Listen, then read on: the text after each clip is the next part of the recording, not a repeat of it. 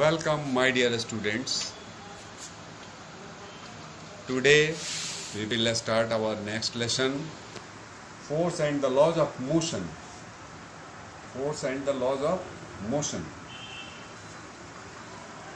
In your previous class, I mean to say in class 8, we have been already studied about the force. What is force? You are already known to this definition. In your book it has been written simply push or pull. We have been already written or discussed in the class. The force is an active agent which generates acceleration in an object. We have been, in our previous class, we have discussed different types of forces. But broadly, force can be categorized into parts. Balanced force and unbalanced force. You are having the background of the balanced force and unbalanced force also. If you recall my lecture during that period of time. Effects of forces. For your convenience, I repeat it. Force is an active agent which generates acceleration in an object.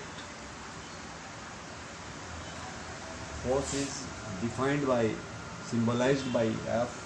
F is equal to ma, where m is equal to mass of the object, a is equal to acceleration of the object.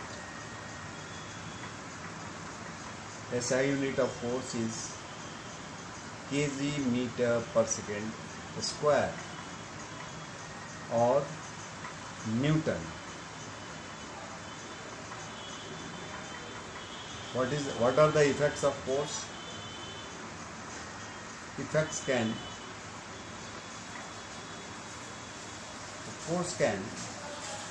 Force is responsible for the change of a state. If an object is at rest, by application of force it turns into motion. If it's in motion, it's turned into rest. So force is responsible for the change of a state. It can change the shape and size of the object. If we apply force, for example, a filled balloon, air-filled balloon, we apply a little bit force, its shape gets changed. There is a variation in size also. It can change the direction. It can change the direction of the object also. So mainly it is responsible for change of the state, change of shape and size, and change of direction. Suppose you are moving with a bicycle. Someone, your lovely friend, has put hand in your bicycle's handle. Then what will happen? You will move outside the road. So these are the effects of force. Force can be categorized into parts, balanced and unbalanced force. Balanced force. If the resultant of all the forces acting on a body is zero, then its force is said to be the balanced. That means the object will maintain its initial position. It will remain stationary.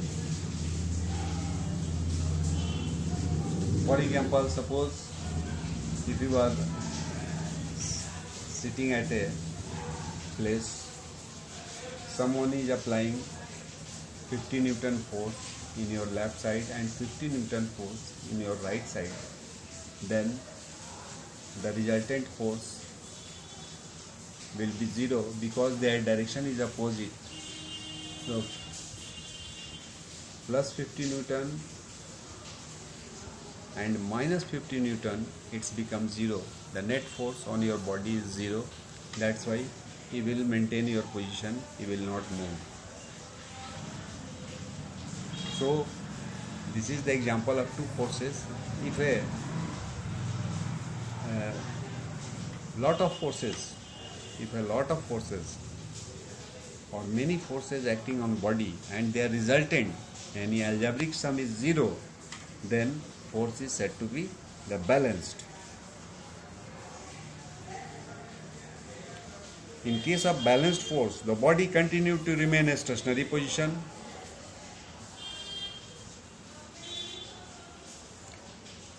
If a number of unbalanced forces acting on a body in a uniform motion, suppose the body is in uniform motion and a lot of forces are acting on it, and if their algebraic sum is 0, then body continues to remain in the state of uniform motion. That means he will maintain its previous position.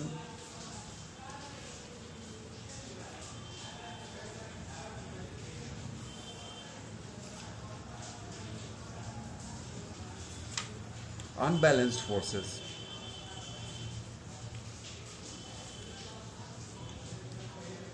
Suppose on a body a lot of forces, many number of forces, a lot of forces acting on a body, on that body.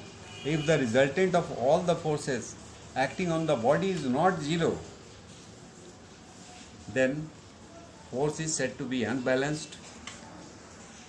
Unbalanced force can move a stationary body or they can stop a moving body.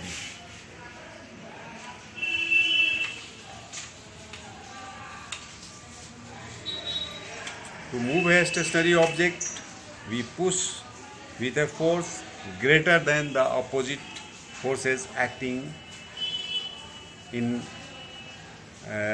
opposing the forces or counter the friction. Then it will be in motion.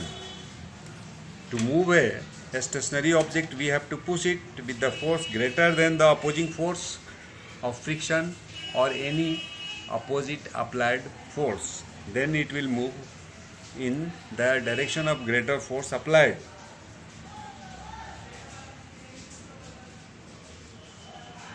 If we release suitcase from our hand, then unbalanced force of gravity acts on it and suitcase will fall on the ground.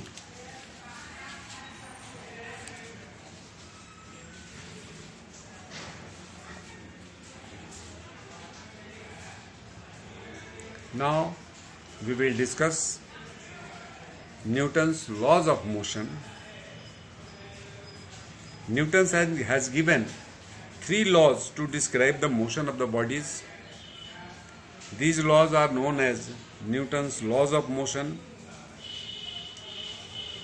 Newton's first law of motion. We will discuss the Newton's first law of motion. According to the Newton's first law of motion,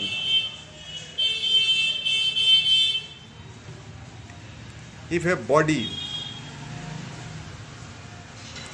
is at rest or in uniform motion on a straight path, it will maintain its position unless and until an external force is applied over it. This is the statement of Newton's first law of motion. If an object is at rest or in uniform motion on a straight path, uniform motion itself indicates the path is straight, then it will maintain its position unless and until an external force is applied over it.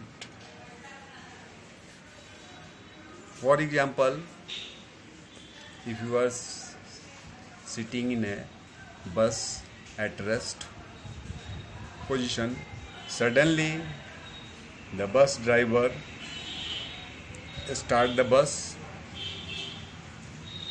In that case, if bus is suddenly moving, then what happened?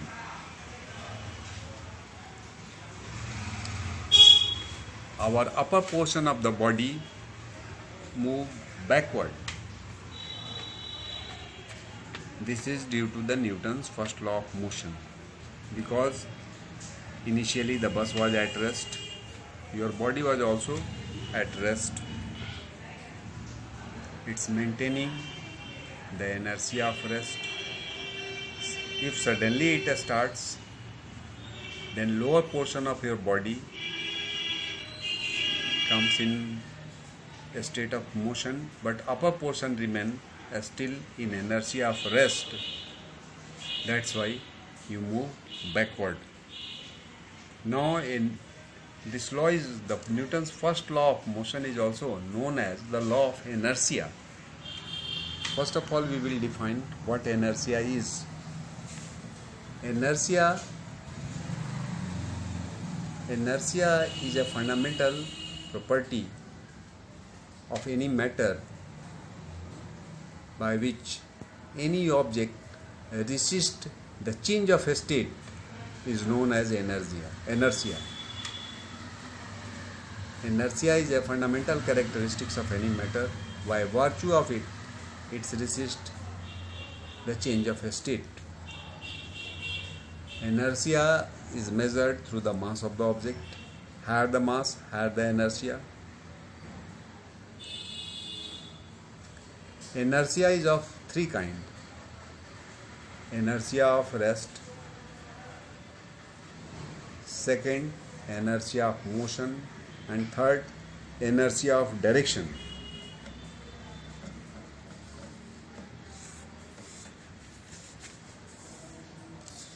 Newton's first law of motion is also known as the law of inertia.